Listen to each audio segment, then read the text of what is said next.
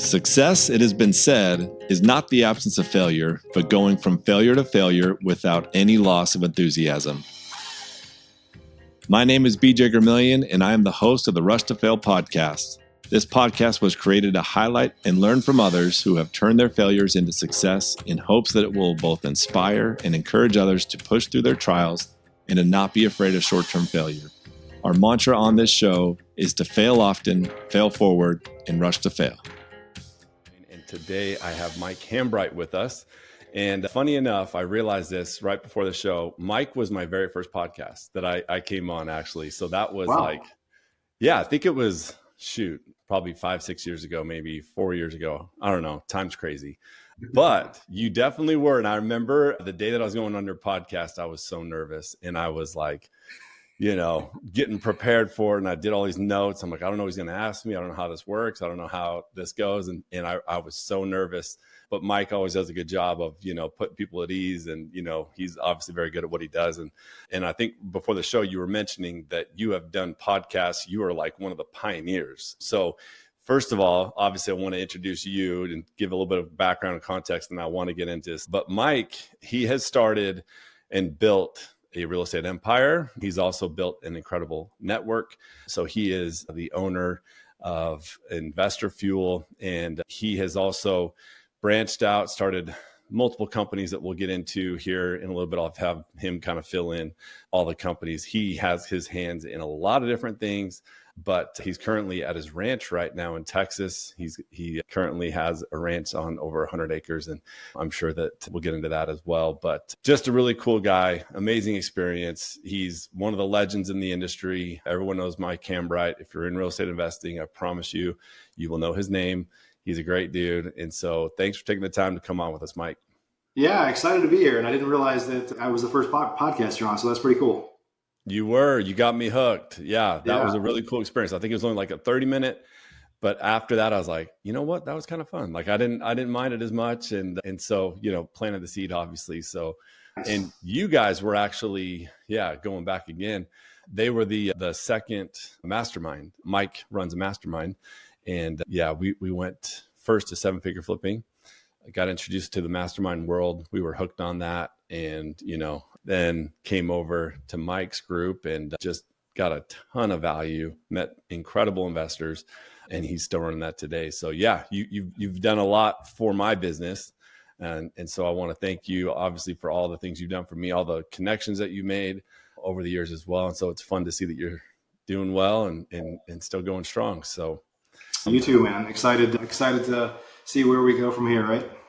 Absolutely. Well, if you don't mind, Mike, maybe I gave kind of the 30,000, foot overview of your career. Maybe fill us in, like, how did you get in real estate and where to go from there? Yeah. I'll try to give the short version here because there's a short and a long version for everything, right? So I started real estate investing, and I say I, as my wife and I, in 2008. We kind of refer to ourselves as corporate refugees. So kind of left corporate America, or we're told to leave. Like she left and I was fired basically in 2008.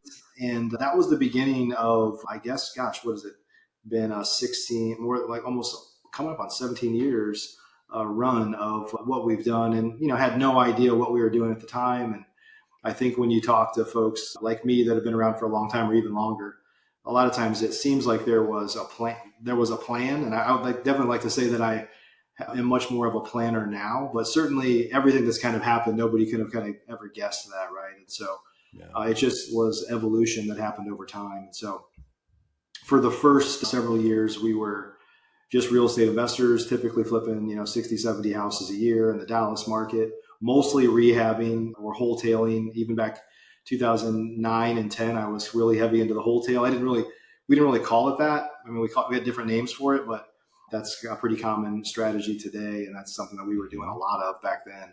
Once I kind of realized that there's a market for imperfect houses, just like imperfect clothes and, things like that. And so everybody wants a deal. And so, but continued flipping houses for a long, long time. And then things started to kind of get bolted on. It's like, well, I wanted to keep some houses as rentals.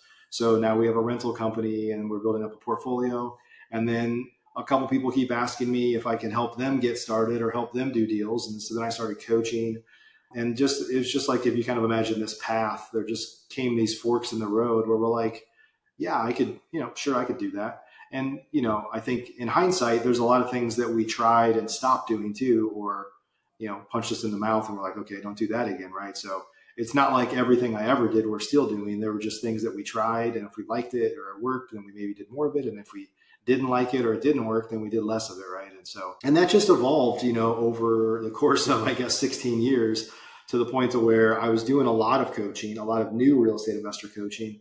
And I kind of realized, whenever I had like star students or people that would like start to thrive and do really well, which unfortunately is a relatively small percentage wise, but I really loved like networking with them and hanging out with them. And so, because they kind of got it, like they just became more of what I would call my peer. Right. And then of course I started the Flip Nerd podcast. I think it was right around Christmas time. And I think this is either our 12 or 13 year anniversary. I think it was Christmas time, 2012.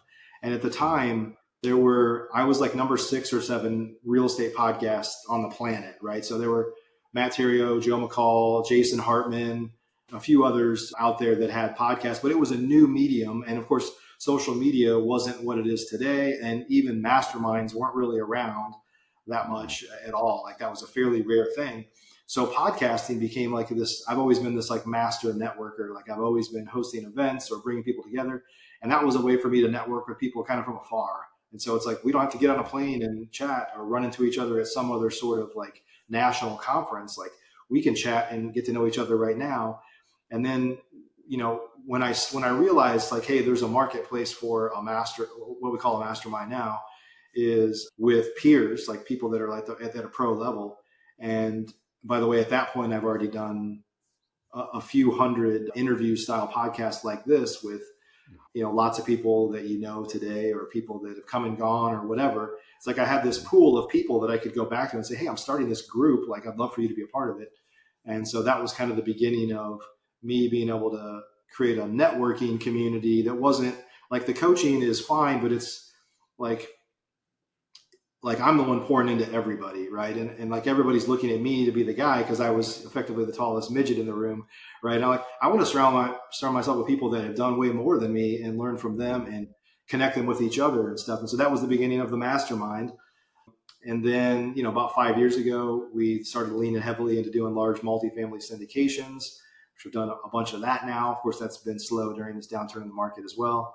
And then about 5 years ago, after years and years, after 10 years of hearing like everybody's biggest challenge is lead generation, Jason Lewis and I met and we were like, screw this, like, let's just do it for people. And of course, now we have a bunch of competition in that space too. But, then we started basically a lead gen company. And so that's, in a nutshell, those are all the things that I do today. Really kind of the mastermind and InvestorMachine, our lead gen company, are really our kind of service offerings, I guess, for the pro level investor and just managing our own investments. And that's mostly what I do today. Man. Okay. There's a lot that I want to dive into and what you just went over. One quick question though. Have you done the predictive index profile? Yeah. What's your profile?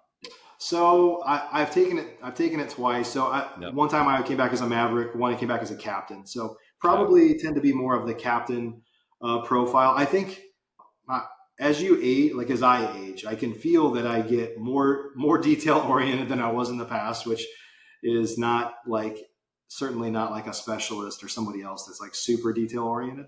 But I've just had to become that person, and probably a little more methodical, I guess, in my approach in terms of like whether it's managing people or thinking of ideas or whatever. I'm like, in the past, I was like, sounds like a great idea. Boom, let's go. And now I'm like, okay, let me process this for a little while. Let me think about it. So I'm a little more methodical because I guess I'm, I don't want to do things unless they're going to work now. And I want to put more thought into it up front.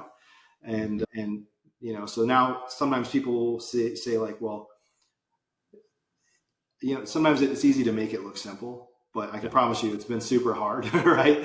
And I don't want to work as hard as I did in the past. And so now if I'm going to do something, like I make sure up front that it's going to work, before we really get out of the gate.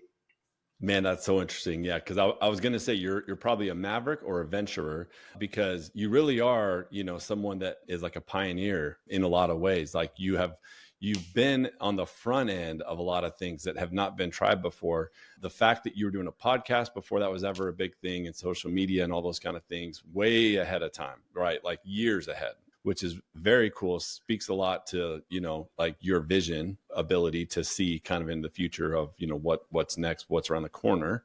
The fact you did a mastermind, which again, ahead of time, now it's everyone does masterminds, everyone. Right. I mean, if you've been doing it for a year, you're starting a mastermind right nowadays. Right. And so, you've got competition obviously in that space. And then you've also done it with the lead gen company as well, which if people are not familiar, with the lead gen side of things, you used to be able to just, if you wanted to find off market deals, just like anything, if you were the first to market, you'd send out a couple of postcards, and probably get quite a few phone calls back, and you'd be able to run at a very ineffective, in a sense, like where you just shotgun some postcards out there. No one else was doing it. So you'd probably get some phone calls. Well, Right. Obviously we know that's gotten much more sophisticated and people are getting bombarded.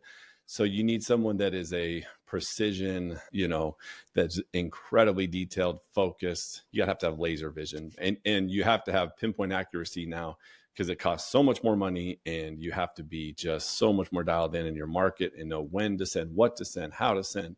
There's a lot that goes into the marketing side. The fact that these guys have taken all of that and simplified it down to, look, you can figure that all out, by all means, go for it.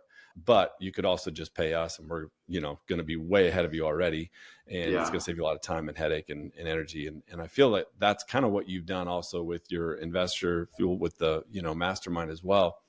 So that's really cool that you've been able to do all those things. And I was curious, and it's interesting too, that you say that as you get older, you slow down a little bit, because it's like you probably don't have the same amount of energy, and you've also been kicked in the teeth enough times to be like, that didn't feel good. So how am I going to make sure that doesn't happen again? And I'm going to, think this through. And it's always like I remember as a young kid playing against the old guys. I was in high school, and I felt like we were at our peak of, athletic ability, and we're all jumping out of the gym, and we're all, running circles around these old guys, but yet we can never beat them. We never could beat, these old guys that were just slowly taking their time and picking us apart, because we were trying so hard, and we could never, ever, beat these guys. And it was the most frustrating feeling in the world. But it just, as I've obviously aged as well, it's like, oh yeah, it's just because you got the wisdom, and they're seeing so much further ahead of you. There's so many steps ahead because they've been there, done that.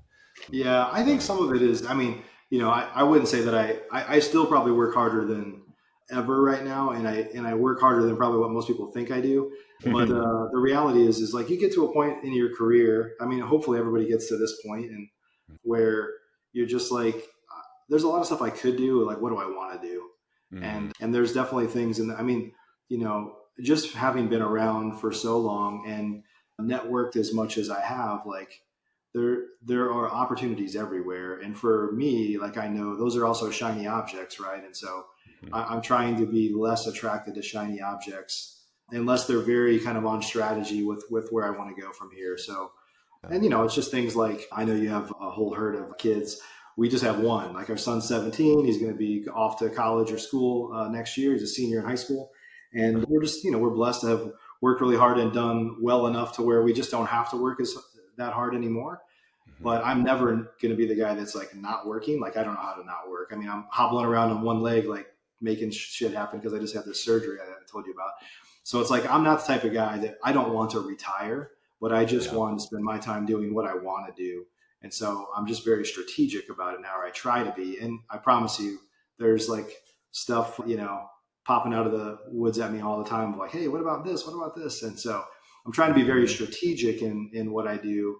And also, instead of going to start new businesses or do new things, which I've done in the past, I'm trying to just innovate inside of what I already have. Like, how do I make the mastermind better? Like, how do we, with our data company, like, what can we do that's evolutionary or revolutionary inside of what we already do, instead of like, hey, let's go start developing mobile home parks, or let's go do something totally different. Like, I might be interested in those things, but I want to be passive. So like, how can I do that passively where I don't have an active role? Because there's not enough hours in the day for me to go take on something brand new that's active, unless I decide to stop doing something else. Yeah.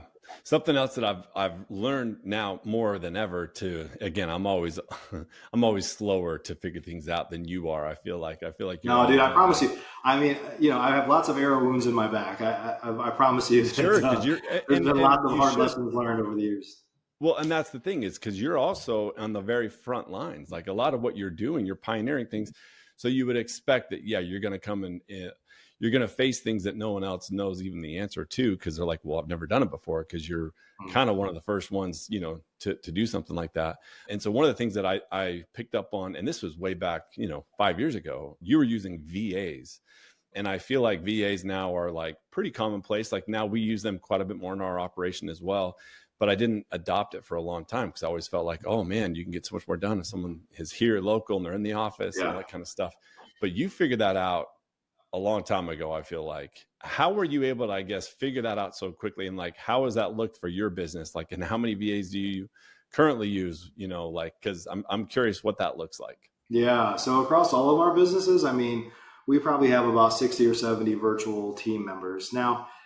And then if I go back, so my primary assistant, Anna, who you know, has been my assistant she's in the Philippines for about 13 years. And then in fact, I found her because another member of her family worked for me prior to that for probably a year. So I think the evolution there has been, there's a guy that I started following like probably 14, 15 years ago that was like a British guy that had moved to the Philippines and married a Filipino woman. And he had set up like a virtual assistant business where they would connect you pay them like $500. And it was like a headhunting service that like connect you with somebody that can do that. So I think, back then, what was a lot more common from what I recall was more of like just a straight administrative assistant type role, right? And then that's evolved in our industry to people even having acquisitions people. I mean, I can tell you, in terms of virtual staffing, like we have software engineers and developers. We had a controller even that was out of South America. Our developers, we have a whole development team. They're all in Brazil. So I just think it's just the world is kind of flat type mentality of there's talent everywhere. And the biggest part is making sure that you can, like, it's easier than ever to communicate virtually with Slack and, Zoom and tools like that. And I think the big thing is just being able to kind of manage virtually and make sure that people are getting their work done. And so there's always been tools for that too, that are tracking their time or taking screen capture for people that you need to or whatever. And so I think, and I think it's obviously been accelerated by things like COVID and things like that, where they're like, well, some people just went to work from home. And I'm like, well, if you're going to work from home, then you don't need to be here. And if you're not going to be here, you could be anywhere in the world. And so it just opens up that to, there's a much bigger talent pool if you're looking worldwide. Now there's certain probably roles on everybody's team that just like need to physically either need to be local or need to be like in your office. And that's different from business to business, but no, I've always been impressed. Yeah. That you guys, again, picked that up way before I think that it became a more common, obviously, like it is today. But the other question I had too, with, your background, so the podcast that, I think a lot of people maybe that want to get into podcasting or they think about doing a podcast, a lot of them, and it's not a bad reason, but I think a lot of them look at it from a financial standpoint and they think, okay, can I make money? Can I get, ads or whatever? Is there a way that I can, turn this into a business and make money on it? I would venture to guess that you did not make any money when you did the podcasting for that first 5 years. I will say, so there's a lot of people that have gotten into podcasting over the years that have kind of asked me for advice before they started. Even like 8 or 10 years ago, there's people that you would know well that have had like amazing podcasts for a long period of time. But, I was just a couple of years ahead of them. So they like said, hey, I'm thinking about starting a podcast. Like, what would you say? And my biggest advice was, because I didn't take this advice when I first started, or I didn't, it's one of those like do as I say, not as I do type things necessarily. Yeah. But I think I didn't have a good business case for it. And so there's really a couple things. Like for a lot of people, ego drives them to do a podcast or do social media content or whatever. But if you're in business and it's your ego pushing you to do those things, I firmly believe that the clock is ticking for you to quit, because you're just like, you're going to get to a point to where your time's valuable. I'm not even making money doing this. It was brushing my ego for a while, but money's more important feeding my family is more important than ego. So you generally have to have a business case for it. And I think, I had a conversation yesterday. So a guy that's in InvestorFuel in the mastermind, he has been in for a short period of time, maybe 3 or 4 months. And he literally said, like, I've been following you for 5 or 6 years, listening to the Flip Nerd podcast. And so I think you just have to have, I use this phrase all the time, is like, play the long game. So this type of medium and the relationship world, like building relationships with people, you have to play the long game. Like, there's relationships. I mean, there's been periods where you and I haven't talked for a year or more, right? But here we are. And we're friends for life, and we'll bounce off each other every once in a while. And who knows what that'll turn into, but it'll turn into something, right? And so I think if you're kind of have that farmer mentality of constantly planting seeds and not worried about harvesting it tomorrow, and it's just planting seeds for the future and not knowing where that'll go, and be willing to bet on yourself over a long period of time, it'll pay off.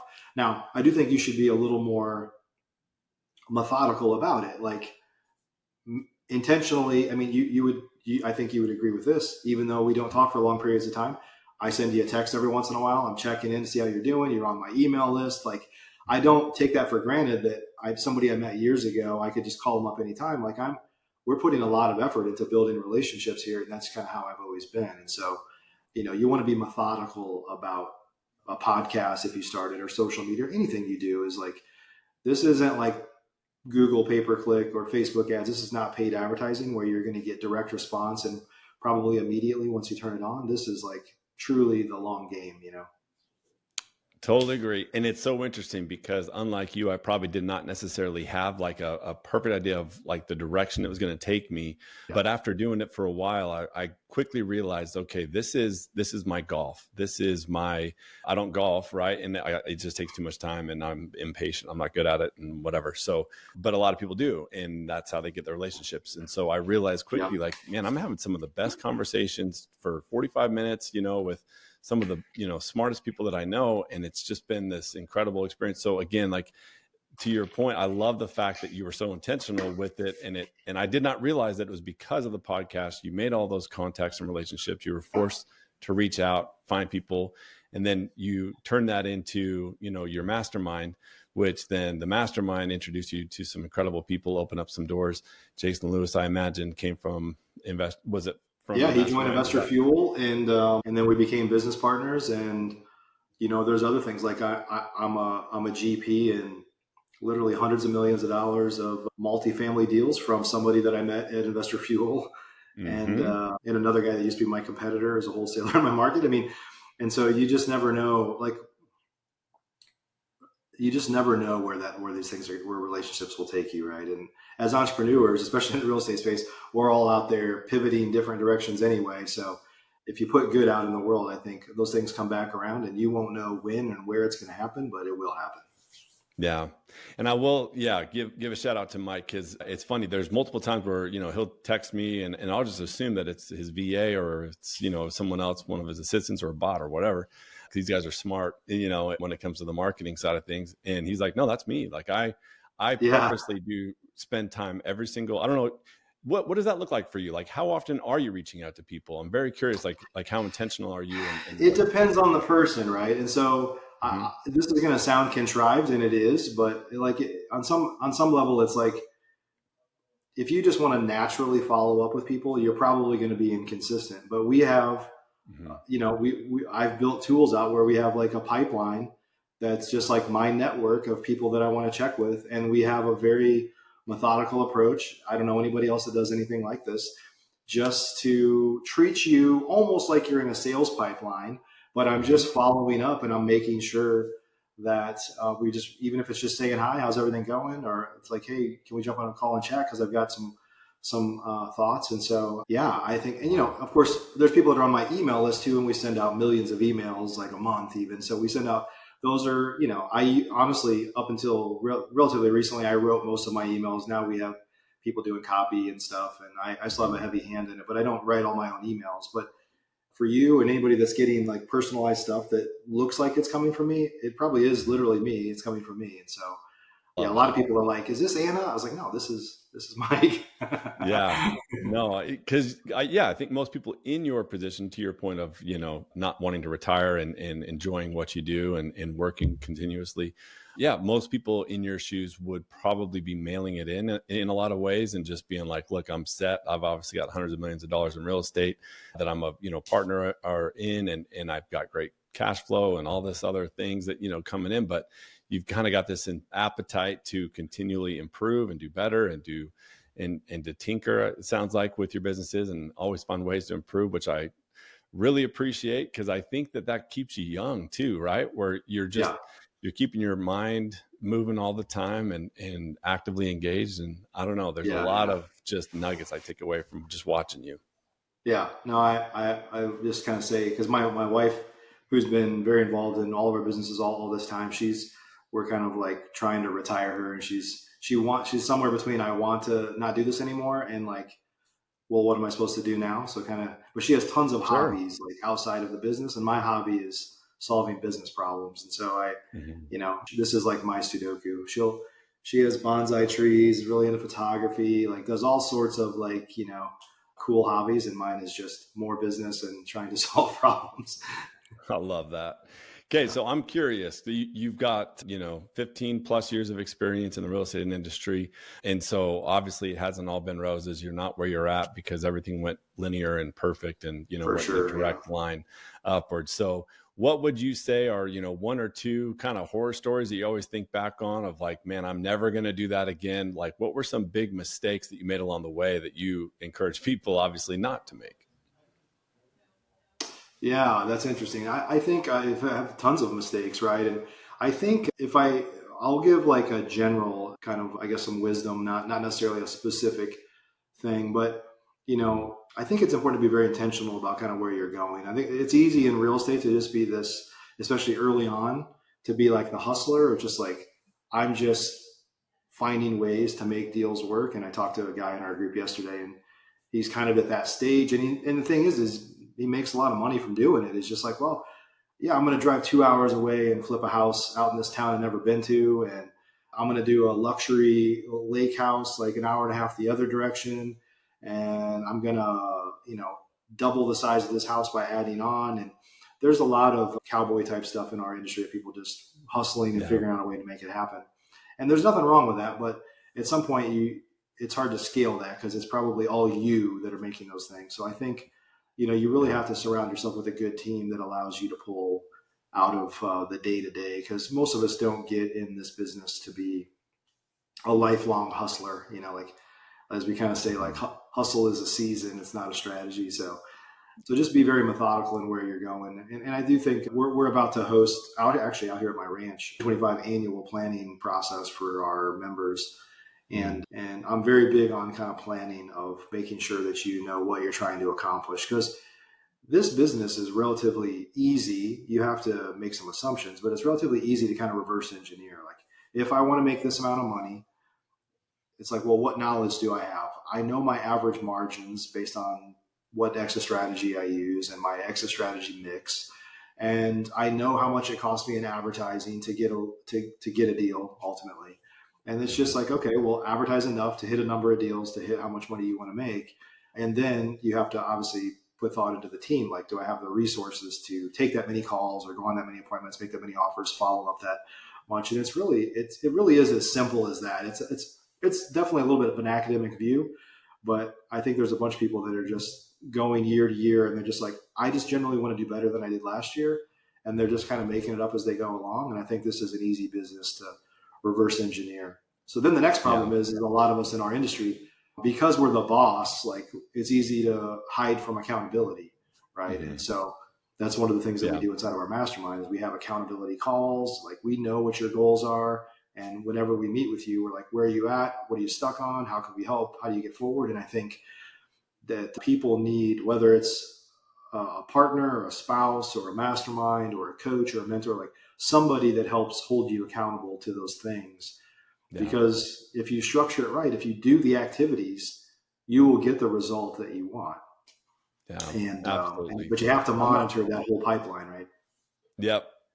No, I could not agree more that I think that it's so interesting that, yeah, success really is, it can be that simple. You really can reverse engineer. It's not that Yeah. difficult. It is kind of a math problem, basically.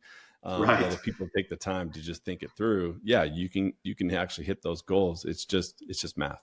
Yeah. I know we talk about that all the time as well. So Yeah. I'm also curious, Kay, what would you say? I like to ask investors that have done a lot of flips before. What was your worst flip you ever did? Like where you just lost your shirt on it, a horrible experience. Maybe you didn't lose money. Maybe it was, you had some crazy contractor story, but I always love to know, like, what is that story? Because those are always fun to hear. Yeah, I've got a bunch of crazy type stories, right? But I'd say the worst, I think the worst financial loss we had, which I've heard of much bigger losses than this, but it was just, and this was kind of relatively early on, it's probably in the first couple of years. It was just a bunch of misses, like things we just didn't pay attention to. Like it was adjacent, it was on a corner, but the entrance was not on the busy street. So we kind of wait, well, it's not on the busy street. It's like just off it. It's like, it's still on the busy street. And it's like, well, there's some massive power lines across the street to the point to where when you're standing in your yard, you can like hear a buzz over there. I'm like, it's like, well, it's not that big of a deal. And, we never looked at the roof. And in Texas, a lot of the houses that were built in the late 70s and early 80s had cedar shake roofs. And then in some instances, they put asphalt shingles over the top of it. So we literally rehabbed this entire house, never even apparently went in the attic to notice that it had cedar shake shingles. And they didn't use underlayment on those. So there's no plywood up there. And found out when the inspector for the buyer, when we're selling it, so it was like, it was like a $20,000, it was a pretty good sized house. So it was like $20,000 roof. And it was just like we just overlooked 3 or 4 deals. And I think sometimes when you want a deal too bad, you like start to be like, yeah, that's not that big of a deal. Oh, that's not that big of a deal.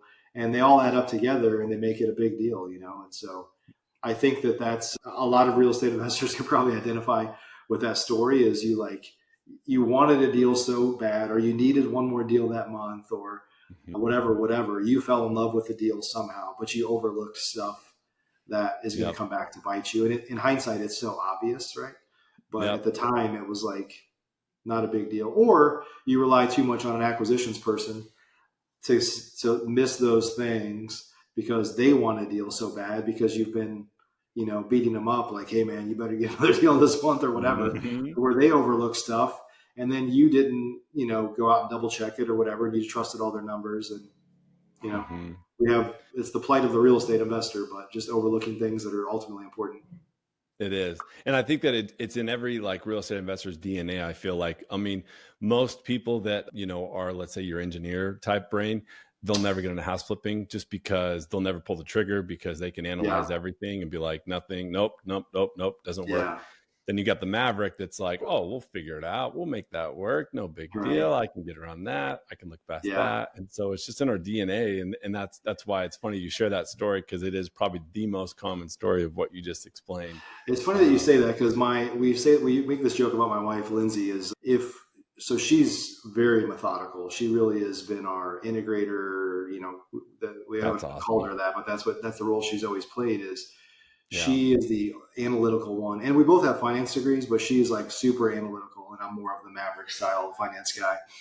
And so we've kind of had this joke that even though we've kind of we've flipped hundreds of houses, that if it was up to her, we never would have done one because she's so risk averse. And if it was just me, I would have got us into cash flow issues like almost immediately. And so it really took that yin and yang to come together. Cool. Yeah. The fact that you were married to a partner that actually understands that side of things, because that is honestly what I've been missing, because I had a business partner. It's now been a couple of years since. And so, but I do miss that part because there were partners that were very much more engineer minded, operator type mindset. That would ground me a lot of times. And I'd be like, come on, you guys are so lame. You don't have any fun. This is going to be great. And like, no. So I don't know how many things I did avoid because of them. Like, who knows, like how many times we missed out on these landmines that we would have hit. But, now that's the tricky part, is if you don't have a break, like we're in growth mode. So it's like, buy. And so it's funny because for the first, as a partnership, I don't think we lost money up until 2022 when everything kind of hit the fan. And obviously I think everyone just had to kind of cut and run and survive. But before then we hadn't lost money. And so, but it's interesting because now I'm doing a lot more volume than I've ever done, but I still am getting some duds in there. Like and they're not huge. They're, $4 or $5 grand here and there, but I never lost money. But it's just because I don't have that break right now. And it's just like, go, go, go. And so I'm one of those mistakes where it's like, okay, next year we're going to be much more careful about running a profit first and, making sure we have the capital and not just, hey, I think some of it is as an entrepreneur, realizing that you maybe need that, right? And it doesn't necessarily need to be in a partnership. As you know, partnerships are tough, especially if you are married. But it could be a project manager or somebody that's like, typically when you buy, as the owner, when you're buying houses, you might have like an acquisitions person, and a lot of times people have in their contract it's subject to management approval.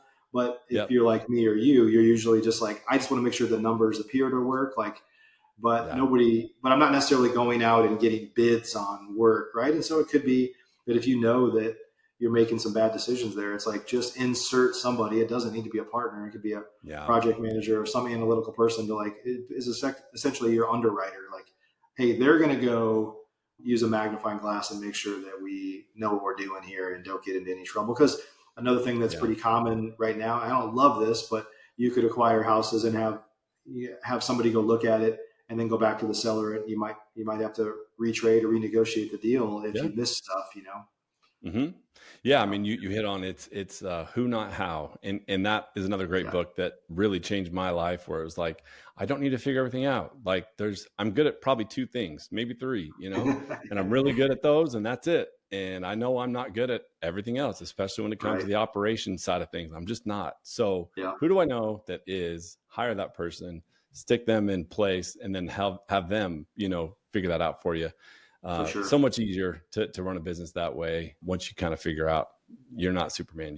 No one is. Like, I mean, there's probably 1% of 1% that can actually do that in our, I think Jason Lewis, actually, I think we both probably agree is that person that has that visionary brain as well as operator brain, which doesn't exist. That is the most rare thing I've seen. So yeah, it's kind of cool. Now, one other question on the failure side. So you've also started a lot of businesses and you've done a lot of things there as well.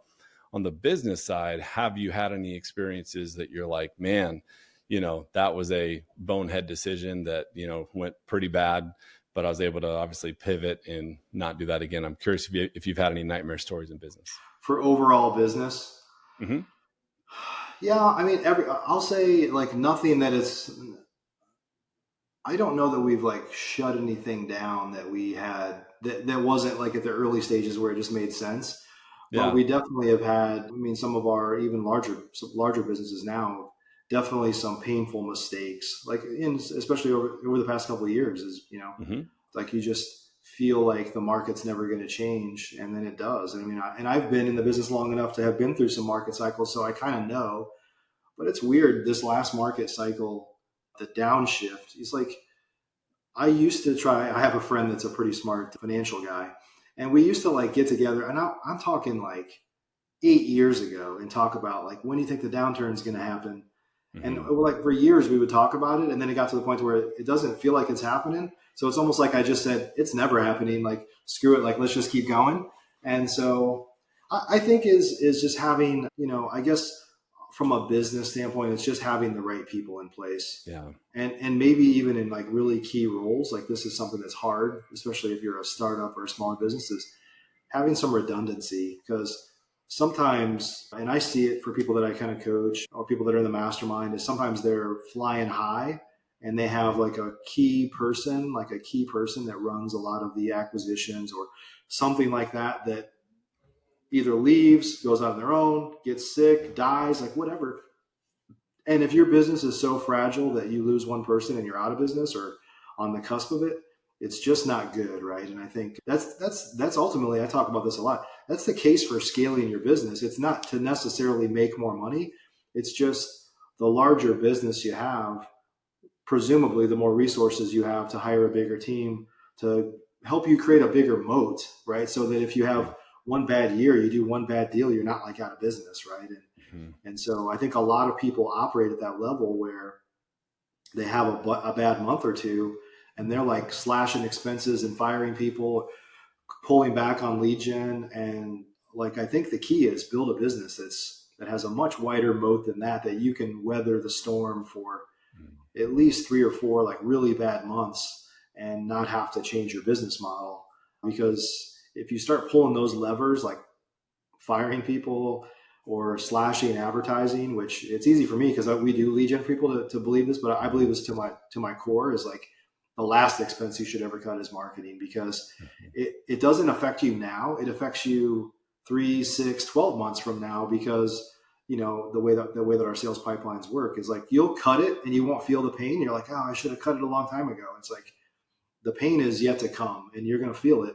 But, I think the point there is just make sure that you've got a good team and you should be, when I worked in corporate America, I worked for a very large, like a $5 billion company, and there were entire teams that their whole purpose was risk, like business risk. Right. And at first it was like, this is kind of dumb.